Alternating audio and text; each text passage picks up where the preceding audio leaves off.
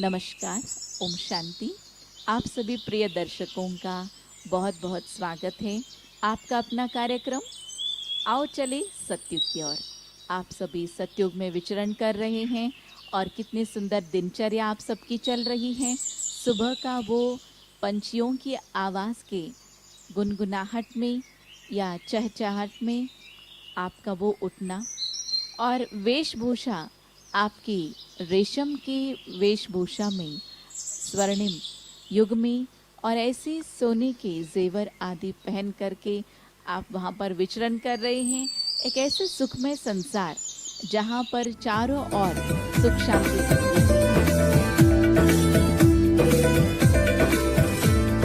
स्वर्णिम भारत सपनों का, प्यारा भारत अपनों का।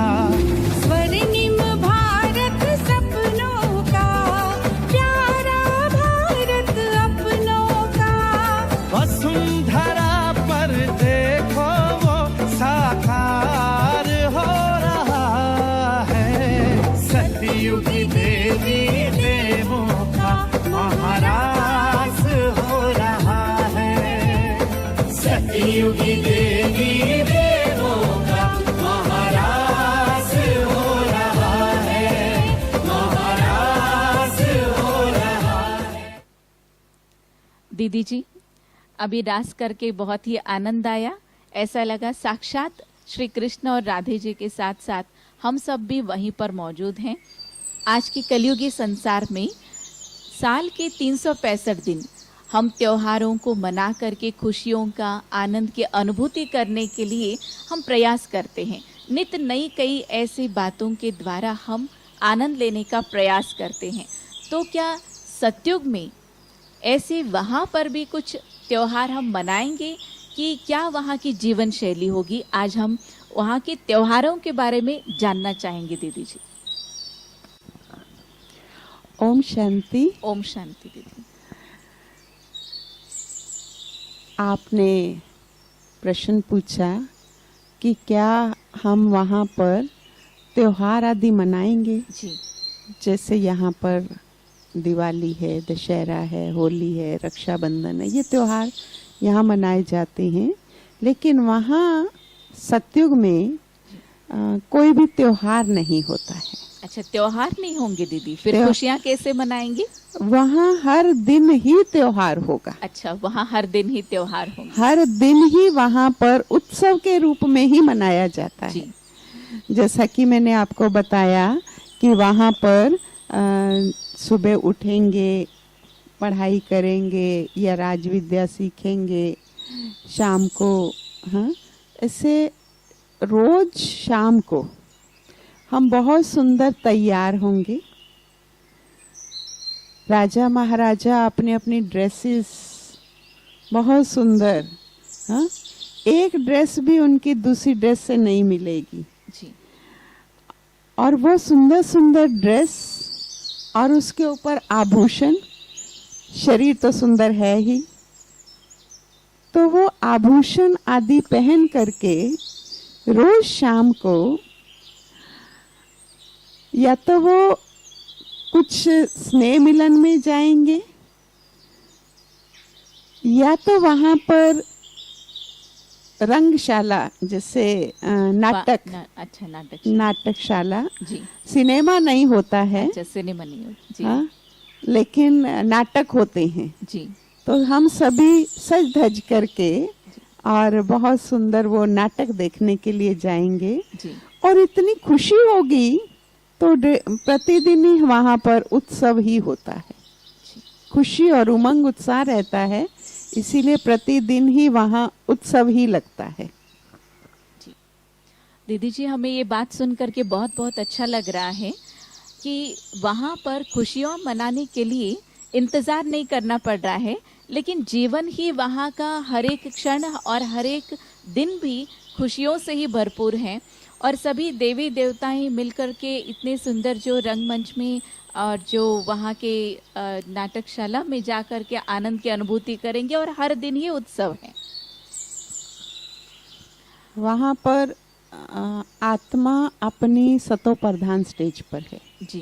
तो जीवन वैसे ही आनंदमयी है, जी जी जीवन ही पूरा आनंदमयी है। जी ये तो थोड़ा सा घूमते हैं, थोड़ा सा स्नेह मिलन करते हैं, आपस में मिलना जुलना होता है। हाँ, राजा महाराजा अपने हिसाब से मिलेंगे, किशोर अवस्था वाले अपने बराबर वालों से मिलेंगे, और बच्चे आदि अपने लेवल वालों से मिलेंगे। तो जब हम उम्र से मिलते हैं तो उनको एक अलग ही आनंद आता है। इसमें एक बात मुझे याद आती है दीदी, जैसे आजकल के परिवार में भी अगर समझ लीजिए कोई ऐसा बड़ा परिवार हो जिनके परिवार के अंदर बच्चे और बड़े बुजुर्ग सब लोग मिल करके अगर कोई एक फंक्शन में भी एकत्रित हो जाते हैं और वो खुशियां ही खुशियां मनाते हैं वहाँ पर, चाहे वो खेल पाल के द्वारा या फिर बोलचाल में भी खुशियां ही हैं, तो हर कोई देखने वाले यही कहते हैं इनके घर में तो जैसे स्वर्ग दिखाई दे रहा है। हाँ, तो वहाँ तो जब हम फंक्शन आदि में जाएंगे जी तो वहाँ फंक्शन में भी रोज रास करेंगे। अच्छा, रोज ही रास रोज रास करेंगे जी। और रास बड़ा रास वाला होगा। अच्छा, रास भी बड़ा रास वाला होगा। रास वाला होगा और उसमें एक विशेषता होगी, जी जो आम प्रजा है जी वो राजा महाराजाओं से रास नहीं करेगी। जी महाराजा के साथ राजाओं के साथ करेंगे, जी माना एक लेवल होगा। लेवल होगा। हाँ। तो फिर क्या प्रजा वहाँ पर राजा के बच्चे जी आपस में राजाई घराने वाले, शाही करेंगे। घराने जी, जी, वाले, जी, जी। उनके साथ ही रास तो करेंगे। फिर प्रजा जो है क्या राजा महाराजाओं के रास लीला को तो देख सकते हैं या फिर उनको कभी कभी मौका मिलेगा देखने का। कभी कभी मौका मिलेगा। जी बाकी हर एक अपने अपने लेवल से उनके अपने प्रोग्राम और अपने फंक्शंस होंगे। जी। तो श्री कृष्ण के साथ रास लीला करने का जो अवसर किन किनों को मिलेगा दीदी जी? ज्यादातर शाही परिवार जी और जो राजाओं के बच्चे हैं जी, उन्हों को ही ज्यादा चांस मिलेगा। ज्यादा चांस मिलेगा। वो जनरल प्रजा के साथ, आम प्रजा के साथ रास उनको तो कभी कभी ही देखने को मिलेगा। जी, ये एक बहुत ही खुशी की बात है जहाँ पर हम ये सुन रहे हैं। अगर आजकल की बात करें, अगर एक हीरो या फिर हीरोइन भी हैं और उनके साथ किसी को अगर डांस करने का भी अवसर मिल जाए, उनको कितना ना खुशी होती होगी। और वहाँ पर सतयुगी नगरी में श्री कृष्ण के साथ, जो कि 16 कला संपूर्ण निर्विकारी मर्यादा पुरुषोत्तम, उनके साथ साथ वो रास लीला करना कितनी निराली बात होगी दीदी जी। हाँ, हमेशा वहाँ मर्यादा संपन्न युग रहा है। जी तो जो जिस लेवल के होंगे जी उसी लेवल वालों के साथ ही उनका ज्यादा उठना बैठना, रास करना और स्कूल जाना, विद्या ग्रहण करना उसी लेवल वालों के साथ ही होता है। जी। और आज अभी हम सुनना भी चाहेंगे कि वहाँ पर जो स्वयंवर होंगे, क्या वहाँ पर भी निमंत्रण कार्ड बनेंगे? जैसे कि यहाँ पर निमंत्रण कार्ड आते हैं तो परिवारों में एक खुशी का लहर होता है कि भाई की शादी है, बहन की शादी है, या अन्य जो भी कजिन सिस्टर हैं, जितने भी जो सगे संबंधी होते हैं, तो वो यही सोचते हैं कि हम नए नए वस्त्र पहनेंगे, हम भी वहाँ पर जाएंगे, शादी आदि का आनंद लेंगे। और दीदी जी ये भी पूछना था कि क्या वहाँ पर यहाँ के जैसे आतिशबाजी का होना, क्योंकि ये तो पोल्यूशन है यहाँ पर, लेकिन वहाँ पर तो पोल्यूशन फ्री दुनिया है, तो प्रश्न उठता है क्या वहाँ पर भी आतिशबाजी होगी? एक तो निमंत्रण की बात भी हम सुनना चाहेंगे और शादी आदि में आतिशबाजी भी होगी। ये दो प्रश्न हमारे हैं।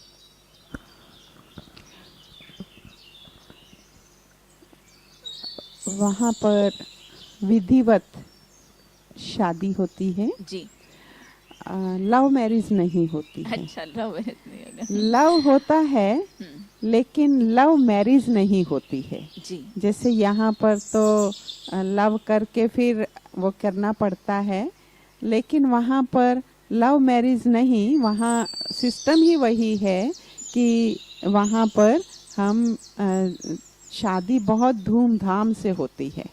जी और शादी में निमंत्रण पत्र जाता है, अच्छा निमंत्रण पत्र अपने अपने स्टेटस के हिसाब से जाता है। जी, स्टेटस में जैसे राजा के घर में शादी है तो वो राजा महाराजाओं को ही निमंत्रण देंगे।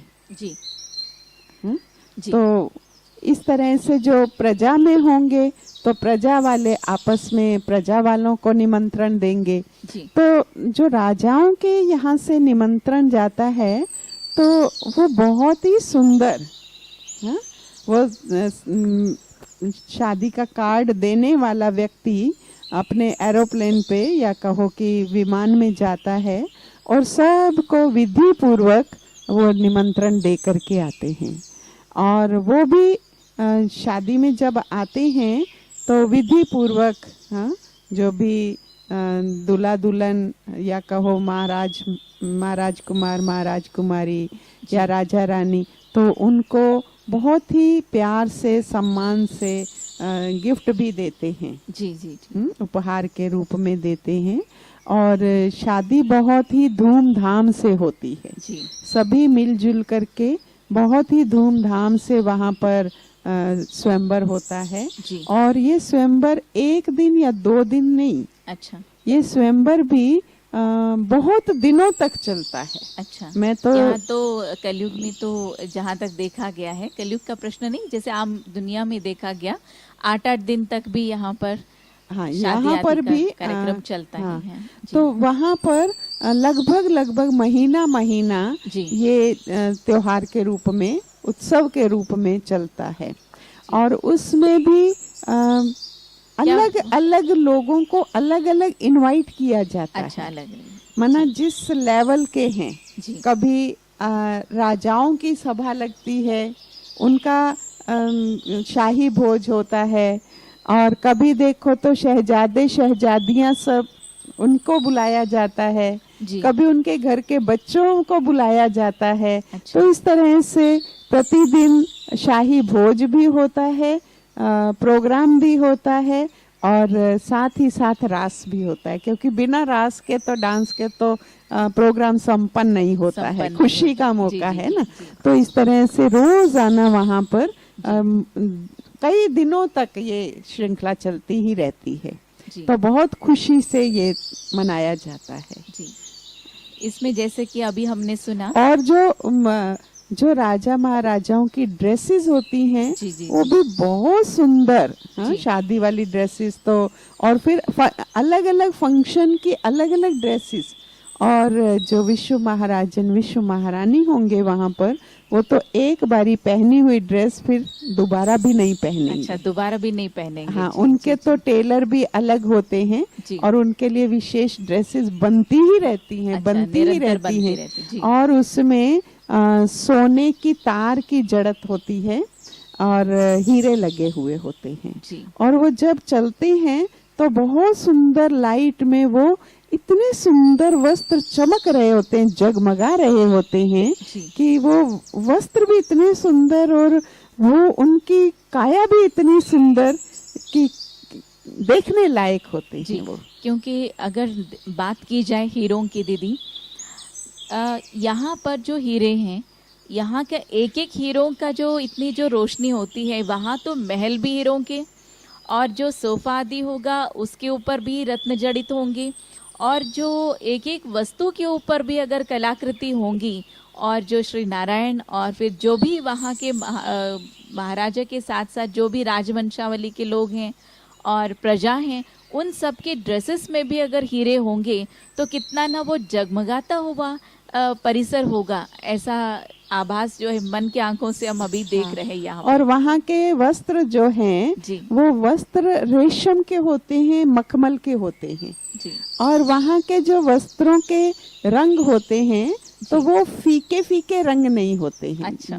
डल नहीं होते हैं। अच्छा। बहुत ब्राइट डार्क कलर के वहाँ पर देवी देवताओं के वस्त्र होते हैं, जैसे लाल रंग का, पिंक कलर का, ब्लू कलर का, फिरोजी रंग का, ऑरेंज कलर का, ग्रीन कलर का। जी।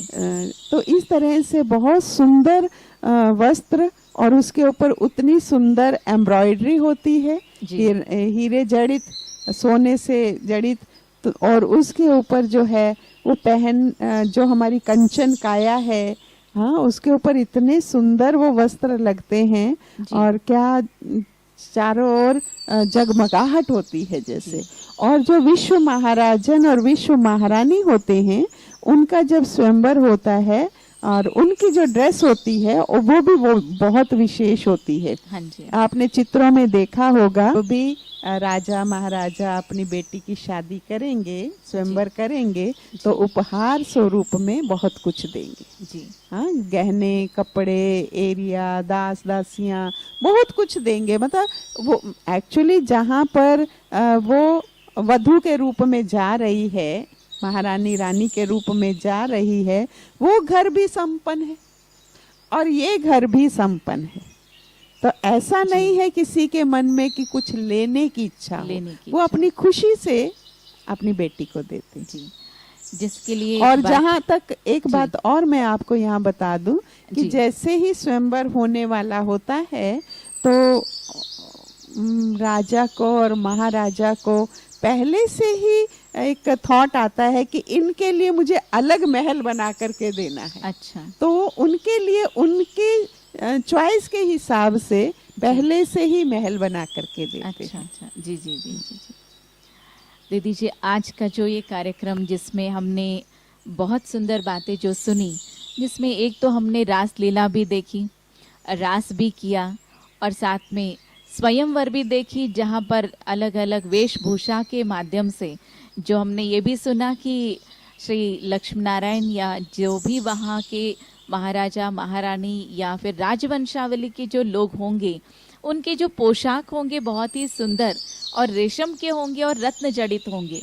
ये एक निराली बात है। और वहाँ पर जैसे शादी में, स्वयंवर में सब नाचते गाते हुए जाएंगे। जी जी जी। हाँ, जैसे आपने कहा आतिशबाजी भी होगी, क्योंकि आतिशबाजी खुशी का प्रतीक है और वहाँ की आतिशबाजी में पॉल्यूशन नहीं होगा। पॉल्यूशन नहीं होगा। जी जी जी। खुशी में ये आतिशबाजी चलाई ही जाते, जिसका आज दिन तक भी ये रस्मो रिवाज है कि जब यहाँ पर भी शादी होती है तो यहाँ पर भी यंग यूथ सबसे पहले वहाँ पर आतिशबाजी छोड़ते हुए जाते। मतलब एक खुशी का प्रतीक है।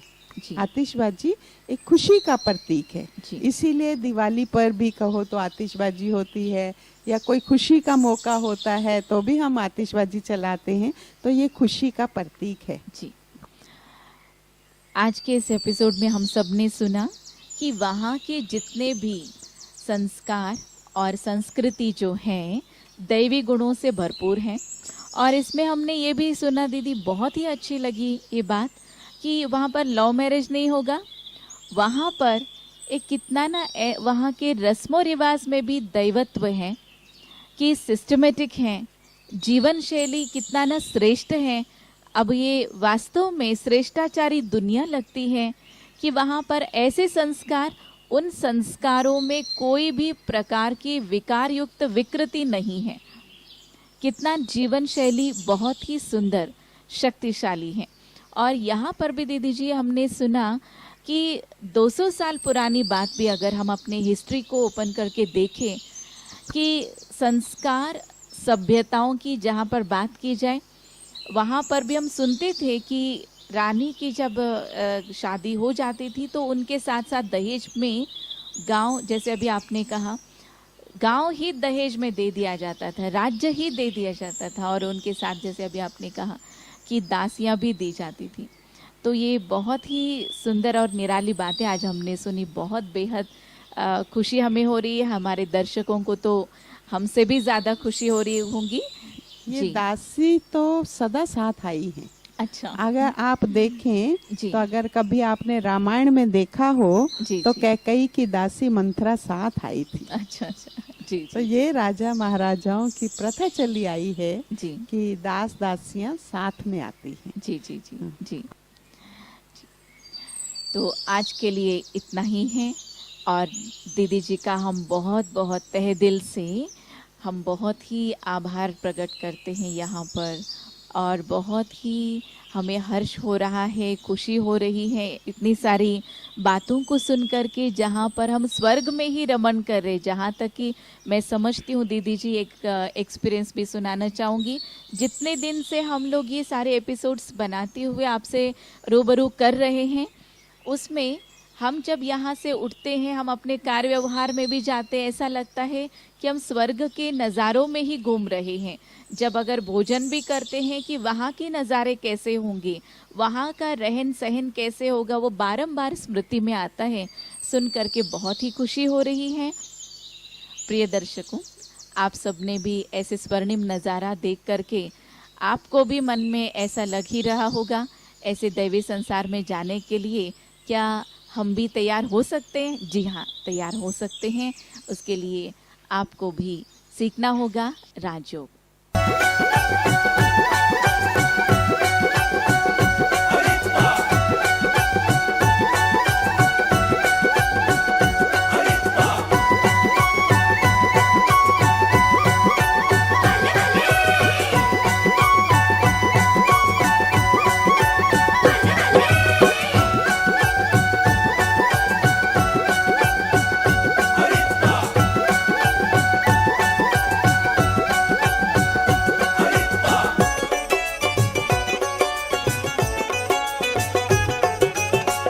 देर नहीं वो दिन आएगा, स्वर्ग यहाँ मुस्काएगा। सच होगा अब ये सपना, जग होगा सारा अपना।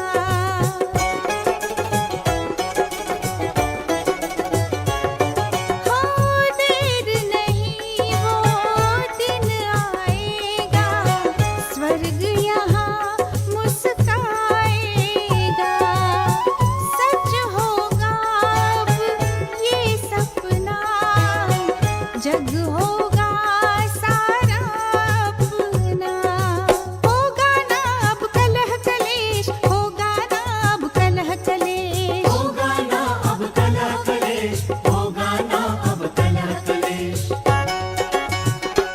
Let's enter golden age, स्वर्णिम युग में करें प्रवेश। Let's enter golden age, स्वर्णिम युग में करें प्रवेश। Let's enter golden age, स्वर्णिम युग में करें प्रवेश। चलो चले सतयुग में, कलयुग की बातें